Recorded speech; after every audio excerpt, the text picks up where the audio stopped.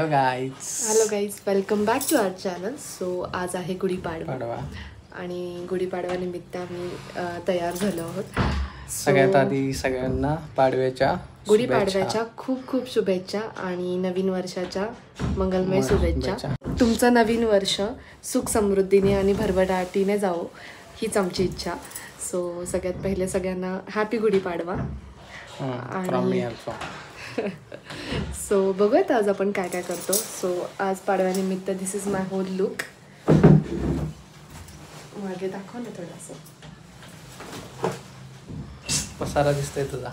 तिकडचं कशाला दाखवतो. सो हे आहे माय होल लुक. तिकडे जा. This is my look.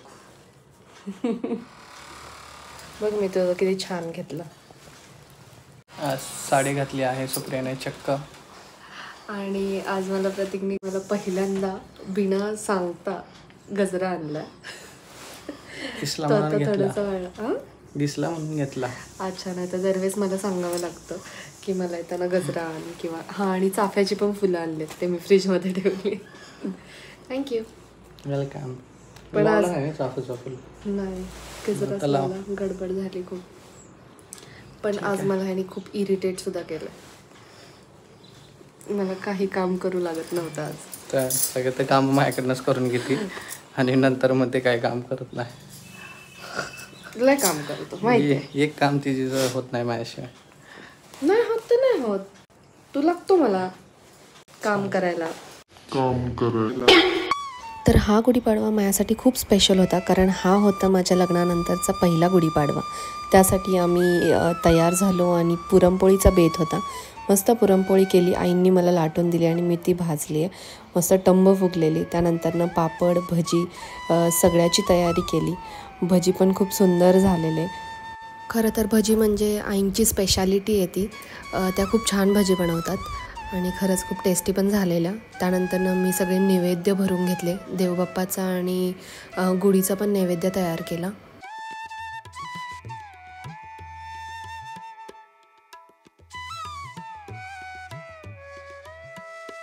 नैवेद्याचं ताट तयार करून घेतलं आणि त्याच्यावर साजूक तुपाची धार सोडली आणि देवबाप्पाला नैवेद्य दाखवला इकडे मी.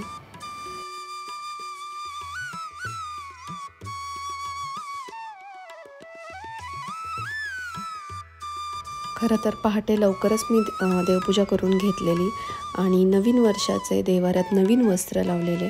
श्रीकृष्णाला सुद्धा नवीन वस्त्र घातले. खरंच आज माझा देवारा उठून दिसत होता, शोभून दिसत होता.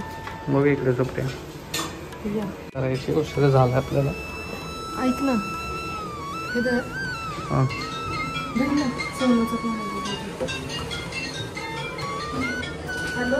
असं डेकोरेशन केलं. लग्नानंतरचा पहिला गुढीपाडवा म्हणून तो अजूनच स्पेशल होता यावर्षी. चैत्र महिन्यातला पहिला दिवस, प्रत्येक मराठी माणसाच्या नवीन वर्षाचा सुरुवातीचा दिवस म्हणजेच गुढीपाडवा. हा तो दिवस जेव्हा प्रभू रामचंद्र रावणावर विजय मिळवून अयोध्यात परतले आणि हाच तो दिवस जेव्हा ब्रह्मदेवाने ही सुंदर सृष्टी निर्माण केली. आज सकाळी खरं तर पहाटेपासूनच आमच्या घरी लगबग सुरू झाली होती.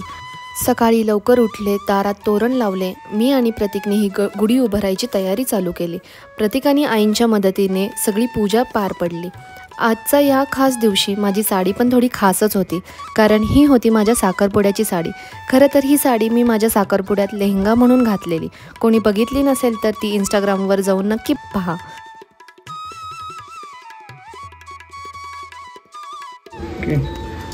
आमची गुढी उभी राहिली आहे अशा प्रकारे. Decoration theme idea by Supriya Pawar Bhosale. खरं तर मला प्रत्येक सणाला एक वेगळाच उत्साह असतो, तसाच आज सुद्धा थोडा जास्तच होता. विजयाचे प्रतीक म्हणून उंच आकाशात उभारलेली ही गुढी, त्यावर रेशमी वस्त्रे, कडुलिंबाचा पाला, वर सुंदर फुलांचा हार, साखरेची गाठी, त्यावर गडू, अशी मंगलमय गुढी साकारलेली पाहून प्रत्येक घराचा उंबरठा काय शोभून दिसतो ना. मला वाटलं आजचा दिवस आपल्यासारख्या प्रत्येक मराठी माणसासाठी केवळ एक सण नाही, तर आपल्या मराठी संस्कृतीचा गौरवाचा साक्षीदार आहे. वर्षानुवर्ष जपत आलेली आपली ही संस्कृती चला आपण पुढेही जपत राहू. आणि तुम्हा सर्वांना मराठी नवीन वर्षाच्या खूप खूप शुभेच्छा.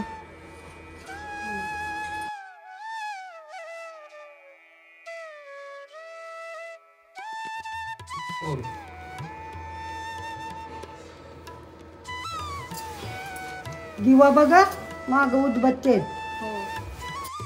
खरं तर हा व्लॉग प्रॉपर व्लॉग झाला नाही आहे हे मला माहिती आहे, बट स्टील यूट्यूब आणि काम हे दोन्ही हँडल करणं माझ्यासाठी नवीन आहे.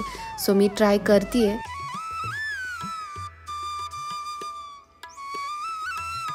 खूप छान काढली सुप्रिया. रंग का ग छान नैवेद्य बनवला आहे सुप्रियानं. छान असा डेकोरेट पण केलेला आहे.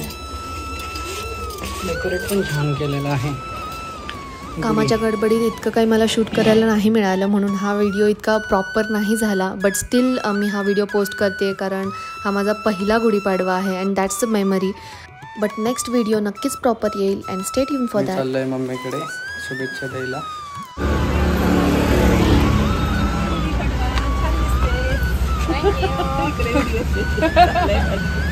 हॅपी गुढीपाडवा. काय आणलंय? द्राक्ष मम्मीला आवडतात. सो आता आम्ही आलेलो आहोत मम्मीकडे आणि मम्मीची गुढी बघा केवढी मोठी आकाशात.